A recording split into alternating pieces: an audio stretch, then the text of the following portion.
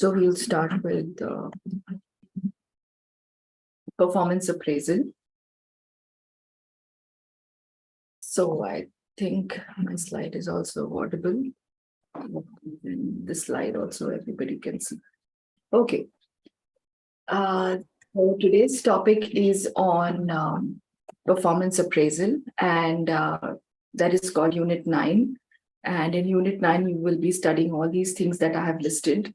There is the introduction, the performance appraisal, meaning and objectives, process of performance appraisal methods, advantages and disadvantages, potential appraisal, making performance appraisal effective.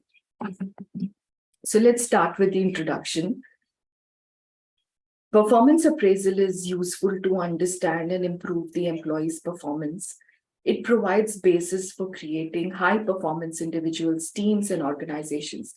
It is the base for various decisions like compensation, performance improvement, promotion and transfer, termination, and much more.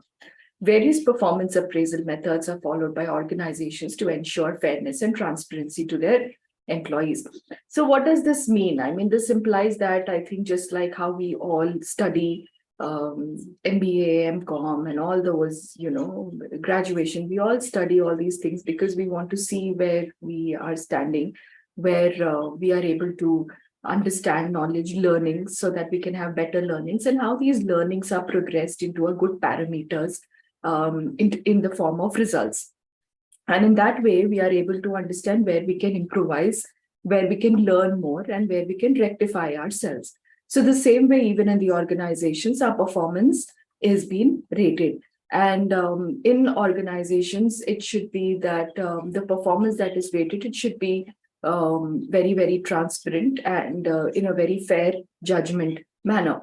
So as you can see that there are various decisions, that is considered in performances, that is in sense like compensation, performance improvement, promotion, transfer, termination, and much more. So let's understand, I think this is a very interesting chapter where we can understand that how we are being, our performance is being rated in different parameters, and what are the different methods, and how is it advantageous for ourselves and for the organizations as well. So let's understand the meaning of performance appraisal. So performance appraisal is also known as performance rating. There is performance evaluation, employee assessment, and performance review. So merit rating, etc. Performance appraisal may be defined as a systematic process in which the personality and performance of an employee is assessed by the supervisor or manager against predefined standards. Performance here refers to the degree of accomplishment of the tasks that make up an individual's job. It indicates how well an individual is fulfilling the job demands. So like I just previously said, that we all want to see where we are progressing. The organization definitely also would like to see how we as an individual are, giving growth to the organization, giving a good development to the organization. So for that, they have these performance standards. These performance standards can also be called as assessment, reviewing, merit rating, evaluating the individual. So they will be evaluating the individual, the supervisor, or the next, the manager, whoever is seeing our work. So it is referring to a degree of where we are accomplishing our tasks, where we are fulfilling the job's demand. There, we are showing responsibility towards our work, towards the completion of our tasks. So what are the objectives of performance appraisal? It is to create and maintain satisfactory level of performance, to contribute to the employee growth and development through training, self and management development programs, to help the superiors to have proper understanding about their subordinates, to guide managers in making employee-related decisions, such as basic job changes, that is fair and equitable compensation. So basically in these objectives, what we basically see is what is the purpose of performance appraisal? What are the, why are we attaining this performance appraisal? What is the basic objective? So what did we understand in this? We understood that in order to create that everybody where we all stand, like I previously said, and where we can learn ourselves more or rectify ourselves more, or where are we showing a more responsibility towards, and how is the organization giving a good uh, training and development to us so that we are able to even flourish better and we are having a better proper understanding. So all these things have a very equitable rate on our compensation level. And where we are able to compensate, where we are also able to compare ourselves with our subordinates, our fellow colleagues, on in terms of how much score that we are able to make towards our job understanding and our responsibility, the job demands basically. So our organization have to, correctly understand the employees for standards, and wherever there is change in the employee behavior, they can rectify, they can improve the performance behavior. The next is the process of performance appraisal. So what is the process? How does it go about? How do we go about with performance appraisal? So the first one is establish performance expectations and standards. So how do we establish performance expectations and standards is to identify the proper skill of an employee, and then you have to provide the necessary guidelines for them, so that the manager can determine, or the manager can guide them, that these are the specifications that you need to fulfill. So he is establishing that this is what is your skill, and these are what is being expected out of your skill that you need to derive and you need to fulfill, and you need to achieve satisfactory results out of these skills that you have.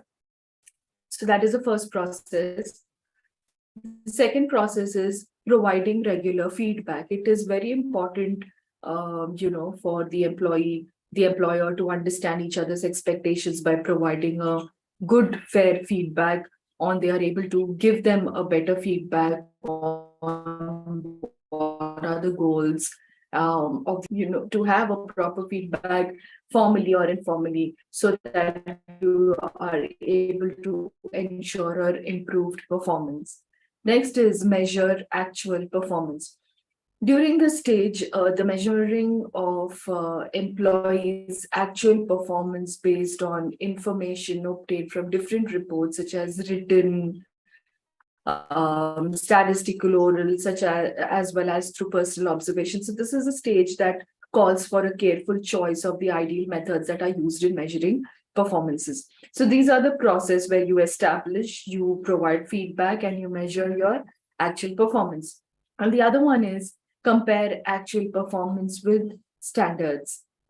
This comparison is essential because it makes it possible for the managers or evaluator to identify the deviations of employees from the established standards. So the results of the comparison may be depicted positive or negative results that would call for appropriate action depending on the expected results. So how do we compare the actual performance with standards? Is to identify how are they establishing their standards, to compare, to weigh basically the pros and cons of the expected results, or what are the results we are actually making. I think that we even do that in basic, how much revenue we are getting in the organization. So we are like in assets, right? So whatever we are delivering, whatever we are performing, it should be compared to what is actually being expected from the organization and how much we are able to deliver that. So that should be the comparison for everyone, for every employee. So discuss results of appraisal. So the performance appraisal process is a continuous process that takes time. It is always challenging for managers to present truthful appraisal to the employees and enable them to constructively accept the results. So we are able to discuss the results of appraisal, because it's a continuous process. There is no full stop to it. There is nothing like today we are not able to rate your performance or tomorrow we are not able to do that. So it's a continuous process. Once the managers or the organization has made up their mind to constructively understand the results of the employee, or how much they are able to improve their performances, it should be an continuous process, and they need to plan corrective measures.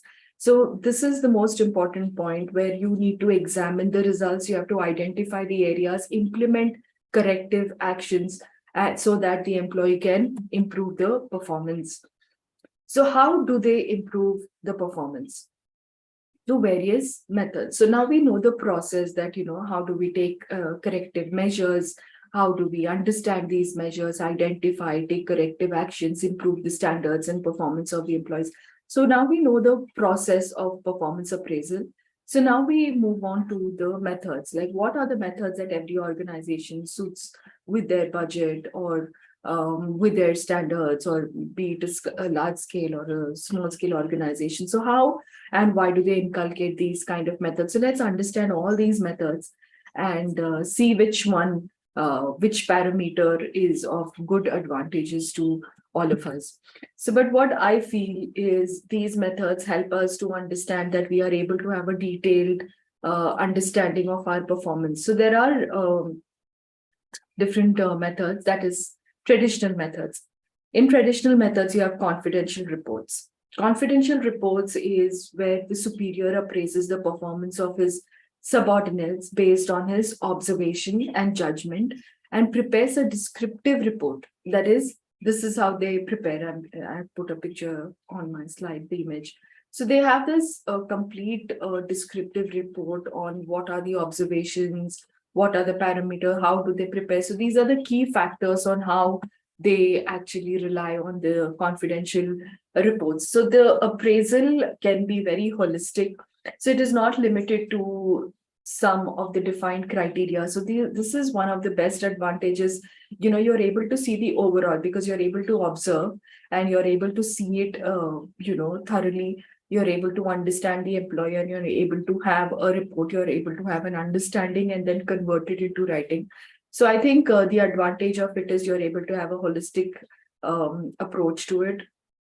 And the evaluator can observe all the related qualities and behavior and make an appraisal. But there are demerits as well. The demerits is it's a very tedious task, and they have to collect each and every information about the employee, and they need to make fair evaluation. And it is a very difficult process because it has to be compared. They have to compare the performance of employees, as the appraisal is very subjective, and the evaluator should possess good writing skills. So the first one was confidential report. So now, after the confidential report on how it has been prepared, the detailed understanding, the observation, so we have understood the merits and demerits as well. So the next method is called as the ranking method. This is how you are ranking the employees. So let's understand what is ranking method actually. So under this method, the employee are ranked from best to worst on some characteristics. So the rater first finds the employee with the highest performance and the employees with the lowest performance in that particular job category, and rates the former as the best and the latter as the poorest. Right? So then the rater selects the next highest and next lowest, and so on. It continues. He rates all the employees in that group. I think this is very, very basic and very easy for us to understand. So the lowest and the highest is being rated, the employees, under this ranking method. So all the employees are being named, and the ranks are being written. So how they are weighed. So they've just put them on those ranks. So what are the merits, sorry. So the advantage of this ranking method is it is very easy to arrange employees on the matter of performance, so on the basis of performance. It helps compare employees and make reward, promotion, training, etc. decisions related to individual employees. So the only demerit is its reliability and validity, which are open to doubt as they are dependent on the evaluator judgment. Less capable or biased evaluators make wrong appraisals. So I think the advantage we have understood, the disadvantage, this could be the biggest disadvantage, where there could be biased situations on ranking the employees, and the judgment might not be always valid or reliable as well. So it is a very easy process. It does not require a lot of tedious tasks like the confidential report, that way you're observing the employee so much. But also, there is pros and cons for ranking method as well. Next comes the comparison method. This is again a very interesting way where the pairs of employees of the same job or the level are formed in pairs. So the raters are provided with a bunch of slips, each containing a pair of names of employees. So the rater gives a tick mark to the one who is the best between the two employees. So the process is repeated for all pairs. At the end, the employees who succeeds to get the most ticks is considered to be the best. I think this is again very simple. So this is again um, considered very poor because whoever gets the least ticks, definitely they will be out. So you take the two employees who are working under the same working levels and who are from the same job levels, and you take them and then you sit and compare that who is doing more job in that same job. So whoever is doing more job, they get the most amount of ticks, and the ones who do not get, they get the least amount of ticks. So this is again a very simple process, but again this also have a very disadvantage and advantage. So the advantage is it is a very simple process, just like the ranking method. You rank according to how much job, performance that they are able to do. You just rank them. Even if you are paired, you pair them that who is the best out of the two, and it's an easy process. But the disadvantage is that this technique is a very time consuming process, because if there are more amount of employees, more amount of two pairing has been required, and every time you're being marked, you have to identify, observe these people according to their parameters, right? The next is grading. Under this method, evaluator is given a list of qualities along with his scale. Appraisal traits like attitude, performance, regularity, accountability, and sincerity, etc., are rated with a scale of 1 to 10. So the 1 indicates excellent and 10 indicates poor. So the attitude of employee towards his superiors, colleagues, and customers are like this. So this is the image that I've put on my slide. So you can understand that, it is very again basic, the grading. So where the evaluator is just doing a quality check on their performance and their attitudes and accountability and sincerity as well on this kind of scale. And they have these scales, and this is how they put these colleagues and customers. So grades that best describe the performance of employees are assigned based on the grades given to various qualities. Final grade is determined. So what is the merit of it? What is the advantage? The advantage is that the performance related traits or behaviors, they are identified. As such, evaluation can be comprehensive, and rating permits more accurate assessment of employees and their performance. But the demerits are the evaluator may be again biased. I think this is the word that we are seeing repeatedly in all the methods of performance appraisal, where biasness is always there, because you're not, in the end, there is a person, there is a manager, there is an upper person who's always in check with it. He might lose little things, or he might concentrate on the most lesser things as well. So in this manner, they could be biased as well.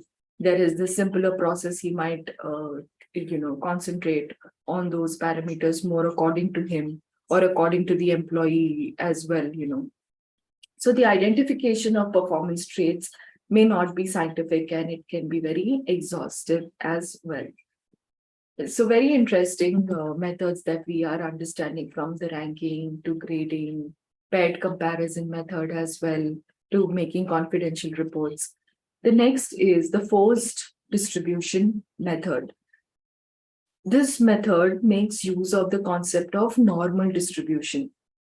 The evaluator is given a predetermined distribution scale. So the rater, after assigning the points to the performance of each employee, has to distribute them in a pattern to conform to normal frequency distribution. So I think again, this method is quite simple, where the rater is assigning the points to the performance of each employee. So what is the merit of it? The merit is it prevents the evaluator from rating employees at the highest or the lowest scale. But the demerit is what a good performer may be placed in a lower category, when the fixed percentage is at the level and it is and the level is exhausted. Forced choice.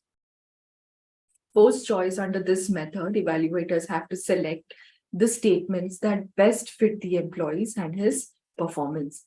First, HR manager prepares a set of positive as well as negative statements.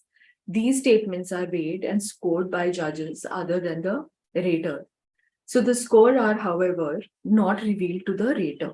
The rater selects the statements and the scores are summed up. The employee with highest score are ranked to the top, while least scoring employees are ranked at the bottom. Example of positive statement is communicates well with superiors.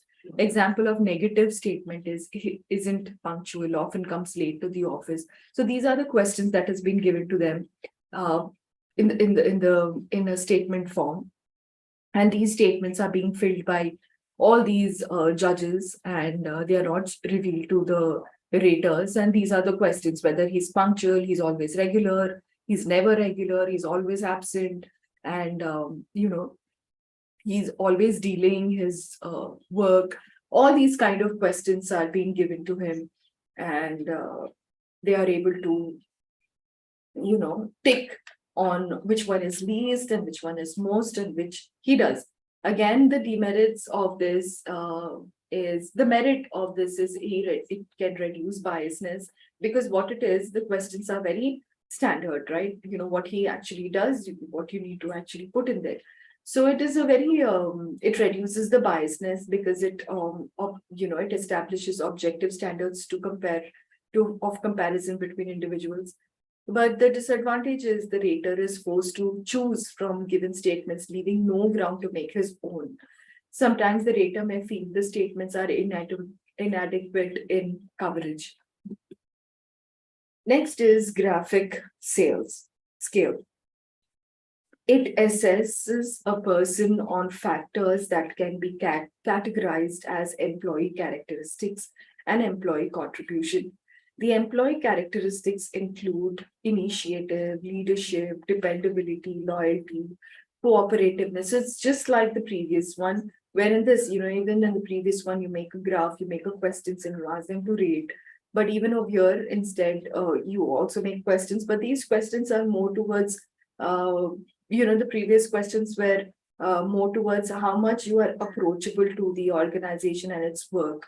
But over here, in this way, we are able to understand the basic characteristics of a person in terms of does he have qualities like leadership, like loyalty? Is he able to make decision making? He's emotionally stable or not. So these are the basic characteristics on what is being required at work is being taken out, and the quality and the quantity, all these responsibilities are being taken, and these factors are given a certain score, right? So these factors are evaluated and rated on a scale. So as you can see on the figure illustrations, you can see that it provides an objective and comprehensive assessment of employee and his performance. But the demerit is it cannot eliminate evaluators' bias. So that was the traditional methods. We have learned the traditional methods where most of the organizations do follow as well, and it is still applicable.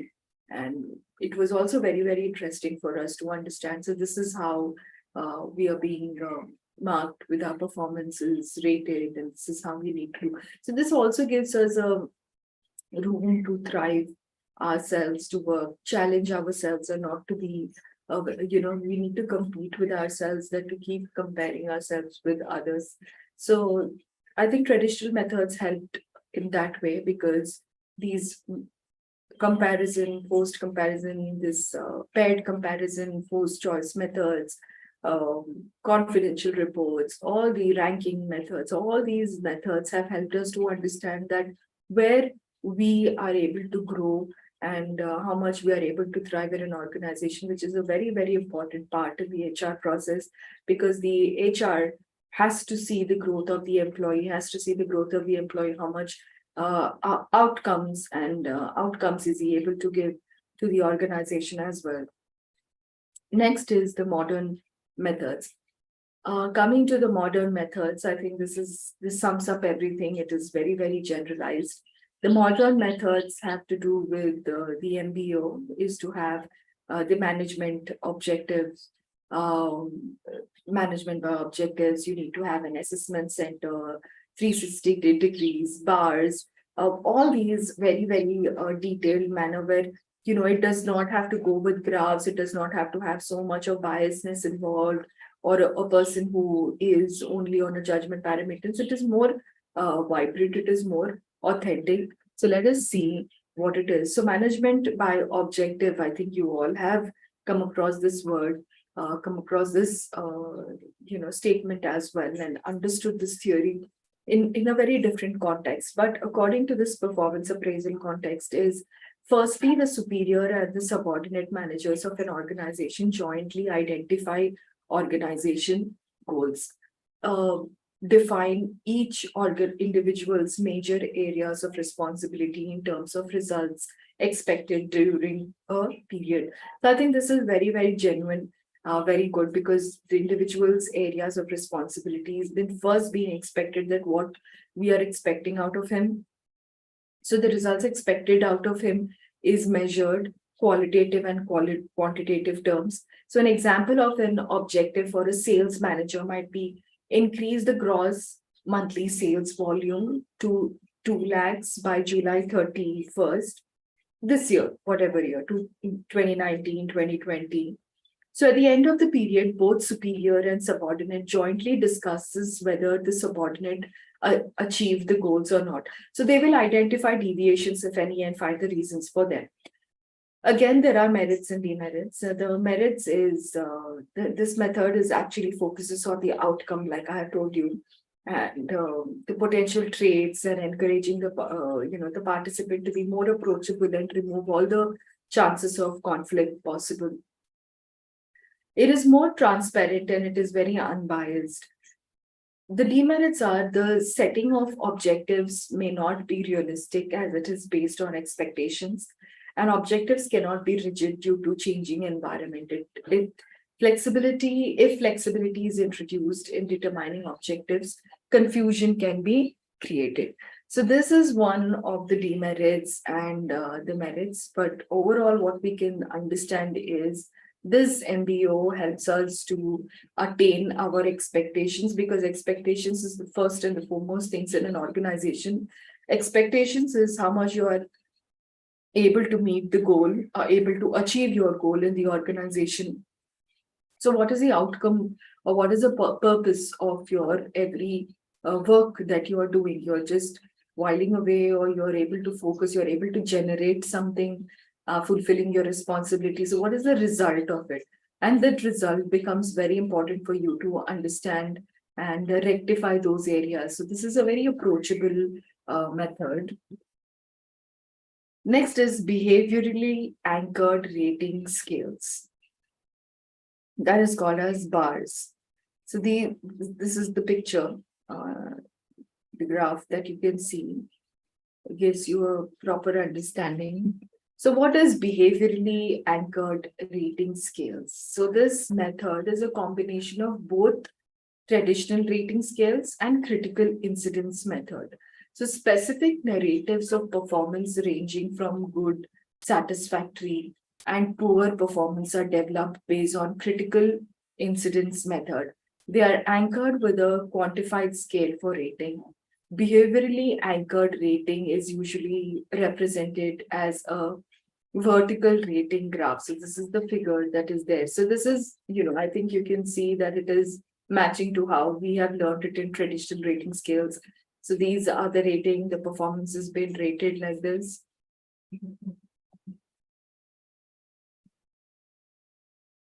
Yeah.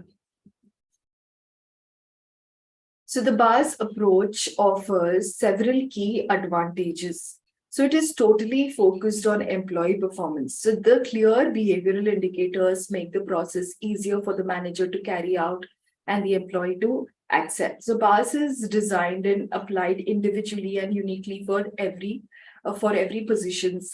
And it isn't perfect. of course, everything has the loopholes as well. That is the drawbacks as well. That is, creating bars from scratch for every position in the company is time consuming and it is difficult and also expensive. Also, some behaviors may not be included due to oversight. It makes evaluation very difficult. So we might take few parameters, we might leave few, and the ones that we're taking might be very, very time consuming and very expensive to go ahead with. So, but what I could see in this overall behaviorally rated scales is it's very important to accept our failures. It is important to accept how much performance that we are giving and the level of performance which has been accepted in the organization and how we need to match up with that. So it is a difficult process, but it is also important for the the managers to carry forward with this. Critical incidents under this method, uh, superior identifies and describes specific events where the employee did something that merits attention.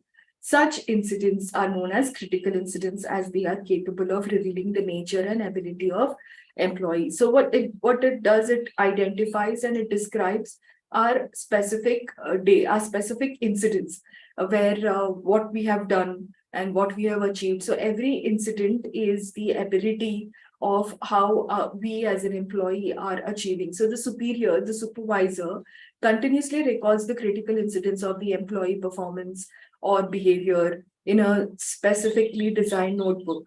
So the supervisor rates the performance of his subordinates on the basis of notes which is taken by him. It cannot be used as a document for explaining why an employee was rated in a certain way.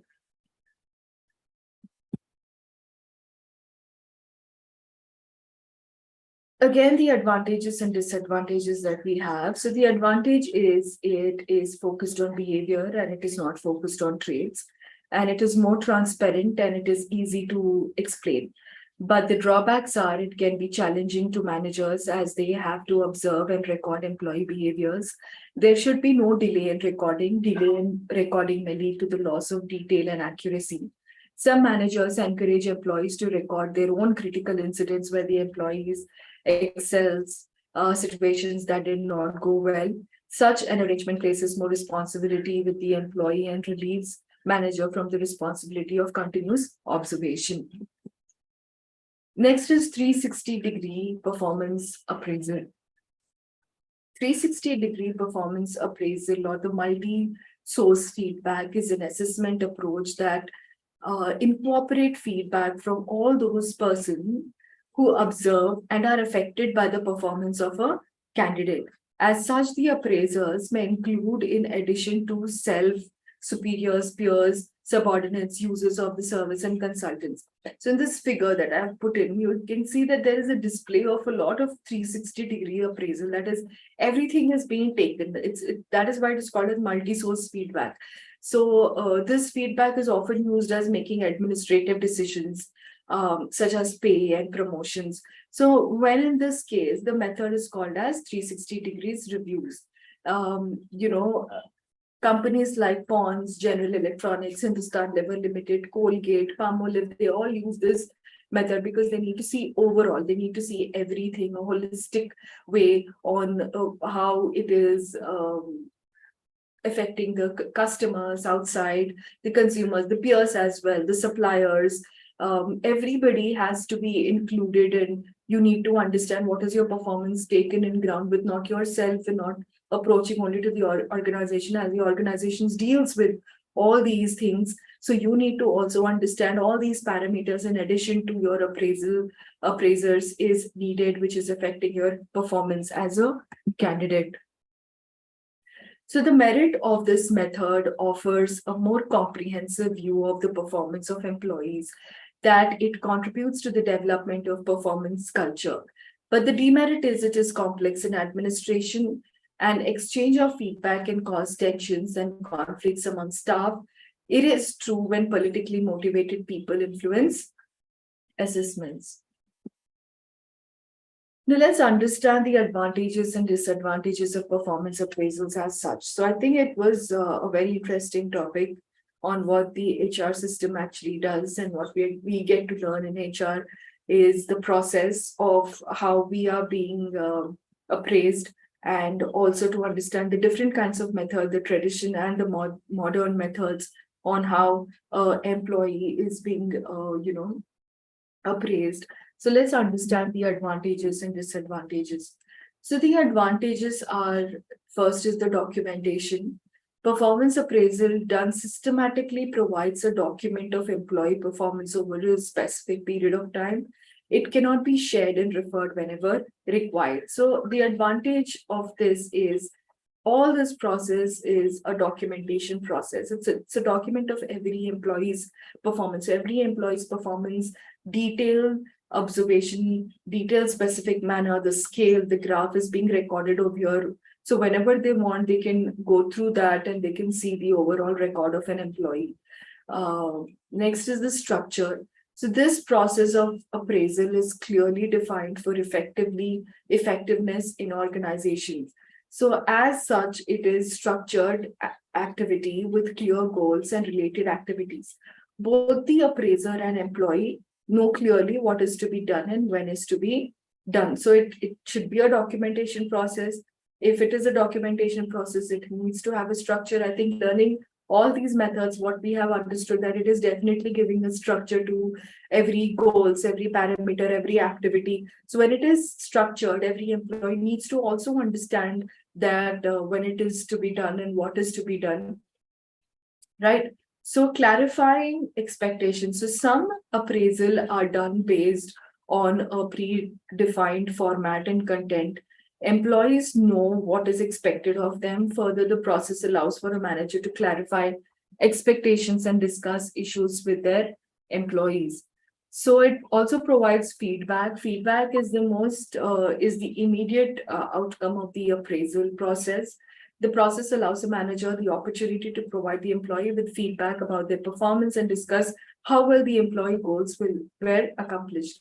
So I think this is a very apt way to know. I think we've been repeatedly discussing about it in every point, advantages and disadvantages, that basic understanding of performance appraisal is it needs to have a structure, it needs to have a feedback where you are able to understand and you are able to rectify your growth, and you are able to do better, improve your performance, and you are able to clarify the expectations as well, because it should not be vague, it should be clear, and your expectations from the employees should be clear, and it should not have differences of opinion in terms of having the same job given to the same people and expecting the same kind of reviews of it. But you need to have the job level, which is the equal job level, or how equally the structure is being distributed, and clearly defined all the activities, and each and every activities is being done in a different manner, and how different manner are you able to get progress in the organization. The next is development. Like the way I said, you're able to get progress in the organization. So it helps in performance management and employee development, where it provides employees development opportunities as well. So poor performance may indicate the need for retraining. Likewise, good performance may indicate untapped potential that should be developed. So helps in motivating employees. It helps in motivating employees because it helps in decision making, and it helps in understanding and anticipating the performance, anticipating the results, and often the promotions or the rewards for past performance are also understood, and you know that where to work yourself with. And it also provides information for planning. So it provides information for planning the upcoming year in developing employee goals. So it also helps in improving systems. So good or bad performance implies strengths and weaknesses in a person's staffing procedure. So poor performance may indicate errors in the job, which would definitely affect the job and definitely affect the HR system as well, and other parts of the personal management. So you need to understand, and only performance appraisal will give you a better understanding with this. But there is disadvantage as well. The disadvantage is definitely it is time consuming. It creates negative experience because for both employees as well as the manager, because if there is proper training required, the employees will be able to generate proper results. But if there is no proper training result, then again the blame game will go on, that the system itself is like in this manner, or they haven't contributed in this particular way, and that is why there is a lot of employee having a very negative experience. And also, I think the point that we've been learning in all the other points is being biased. So if you come across managers are completely biased, they're very completely, having a very biased or unbiased attitude, it will definitely affect the morals of the employee and also the motivational standards as well. He'll be only motivated when he knows that he's being judged fairly on a fair grounds. But when he gets to know that he's not judged on a fair grounds, that he might not be able to give his 100%. Time consuming performance appraisal consume good amount of time and divert employee and his supervisor from their work. Rating biases, that is, I think we've just spoken about it, the overall impression of the ratee on the basis of their impression formed in the beginning, and this is something that has to be eliminated, which does not get eliminated. And that is why one of the disadvantage of performance appraisal is the rating biasness, the negative experience that is actually getting on to the employees, and a lot of time that is being given and diverted only to this employee. And then it is halo effect. Halo effect is if an employee is extraordinary high or low in one particular trait, he's rated likewise on other qualities. Horn effect, the individual's performance is appraised on the basis of a negative quality or feature perceived. This results in an overall lower rating. For example, he is not formally dressed up in the office. He may be casual at work too. I think this is one of the negative quality as well. Excessive stiffness or lenience. If you're being very strict also, it's not good. If you're being very, very lenient also, it is absolutely not good. So being liberal or, in case of poor working or poor rating that you're getting and you're being liberal, or you're being too strict from a good worker, is also not good. Central tendency. Appraisers follow the middle path and rate all employees as average performance. Personal bias. The way a supervisor may rate an employee on his or her dislike of person. Spillover effect. The present performance is evaluated much on the bias of past performance. The person who was a good performer in distant past is assured to be okay at present also. So spillover effect is one of the, I think the basic disadvantage that I think all of them, we tend to make that when a person is wrong, he will always be this way. If he's a good performer, he'll always be performing good. And in this manner, we tend to be biased, and we should not be doing that. And the recency effect. The recency effect is rating is influenced by the most recent behavior, ignoring the earlier demonstrated behaviors during the appraisal period. So the potential appraisal evaluates the potential of the employee. So the potential refers to the latent qualities or abilities that may be developed and lead to future success or usefulness. So basically, potential appraisal is to see who's the potential candidate, and out of the many candidates, and what are the hidden abilities that the organization has to evaluate and develop and utilize them in the future situations.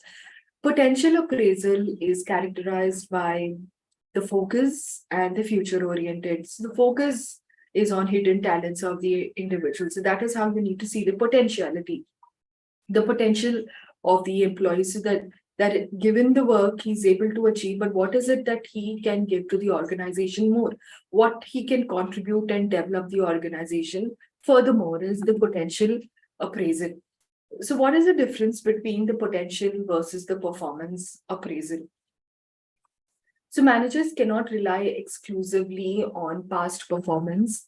So a good potential, one second. Yeah. So managers cannot rely exclusively on past performance, since a person's ability to adequately handle one level of responsibility does not necessarily mean that he or she can perform well in a position with a higher level of or different responsibility. It is this that makes potential appraisal a different and critical area. So the fundamental difference between reviewing a performance and assessing potential is in this critical use. In reviewing performance, the criteria used are what the employee has already produced, what has been expected out of him, and what is he produced, and what other results that he has given to us. But in order to assess the potential, the managers are asked to make predictions about the future. These predictions concern many unknown factors, namely whether the individual can handle new responsibilities in a different environment with a different manager.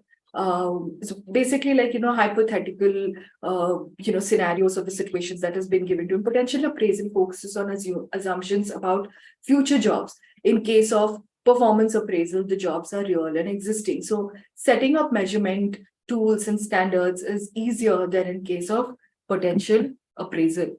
So what is the purpose of potential appraisal? The purpose is it is to inform employees about their future prospects, to enable organizations to draft a management succession program, to update training and recruitment activities, to devise employees about the work to be done to enhance their career opportunities. So now coming to the last, topic is the making performance appraisal very effective. So how do we make the performance very, very effective? That is, we need to first is preparation. We need to, like the way how we prepare for our exams is the same way the HR, the system, the organization should have a very sufficient preparation, sufficient feedback, sufficient points, sufficient patterns that has been given to the employees about the employees, the action to be very, very clear about what are the points that can be illustrated to the employees in terms of the improvement. All these things that has to be taken in consideration in preparation. Goal setting is, what is the expected goals of the performance? That is the expectations that has to be documented, written agreement, the discussions that happens, the clarity around evaluation. So the clarity that you get and an effective performance appraisal should make clear exactly on how employee performance will be evaluated. Describe expectations and how you will be able to evaluate the performance towards each goal. So it's equally important to explain the employee's role in evaluation process. So focus on entire performance period. So it can be very easy to let recent events affect your judgment of an employee performance. So it can make performance ineffective. You should document occurrences during the whole period of time that the performance review converse. And these could include positive occurrence like the timely completion of projects, as well as the negative performances such as missed deadlines and situations. So all these things will help us to make the performance appraisal a better one. And next is to make it as transparent as possible. You have to make sure that the employees are judged transparently and fairly, and there should be a template that is being prepared to all of them, including the 360 degrees feedback that has a feedback from all of them, that is the employees, managers, peers, and direct reports. It is also focusing on constructive feedback as well. That is, no one wants to receive negative feedback from the manager. So avoiding negative feedback focuses on what your employee is doing wrong. So make use of constructive feedback that examines areas for improvement, focusing on how some of their positive behaviors can help to overcome less positive performances, and encourage two-way dialogue. There has to be two-way process, right? When there is a communication, an employee should actively able to communicate to the manager in terms of improving his performance. And there should be a trust. They should be able to build trust, your belief, your support, and mutual trust that has to be there in order to motivate the process, motivate the employee as well in his performance. Regular follow-up, and it should not just be a standstill that you have taken them, you have constructed a criteria, constructed a performance feedback, and that's it. And then after that, there should be a new one. No, there should be a follow-up to it. There should be a basis for reviewing the progress and sustaining that motivation and enhancing the relationship with your employees and further build the bond and trust that you have with them. So on this, we have finished the ninth one. Okay. So in the next one, we will be learning.